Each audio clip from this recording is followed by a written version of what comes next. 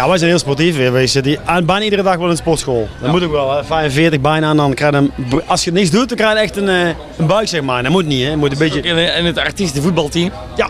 Alleen, we worden vaak gevraagd, zaterdagmiddag, dan moeten we optreden, jongens. Dus Weinig tijd voor. zonde.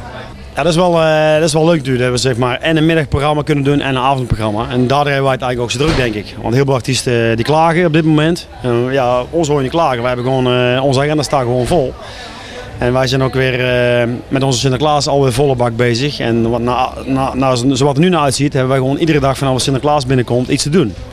Dus wij hebben er bewust een aantal jaar geleden voor gekozen om ook een kindershow in de markt te gaan zetten. Ja, we zien nu ook dat heel veel artiesten daarna willen gaan doen, zeg maar. Maar ja, je moet natuurlijk wel liedjes hebben voor een kindershow. En al onze liedjes die wij s'avonds doen, die kunnen we eigenlijk ook gewoon overdag doen. En dat is wel de kracht van onze formule, zeg maar, van de Gebroeders Co.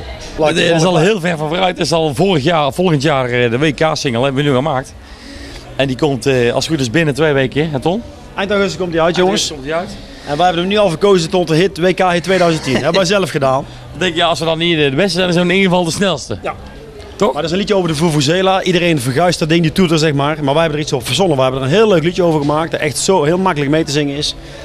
En wij zijn bezig met een hele grote gigant. Ik mag nog geen namen noemen. Om daar op die toeter iets te verzinnen. Dus dat ze toch die toeter mee kunnen nemen. En dat ze er ook nog iets uit kunnen drinken zelfs. Nou, dat is toch geweldig.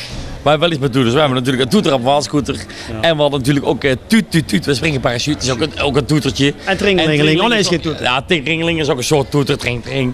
Nou jongens, hier is de nieuwe single en de nieuwe clip van de Gebroeders Co. Op TV Oranje. Ja, Vuvuzela. Veel plezier ermee en op naar het WK 2010.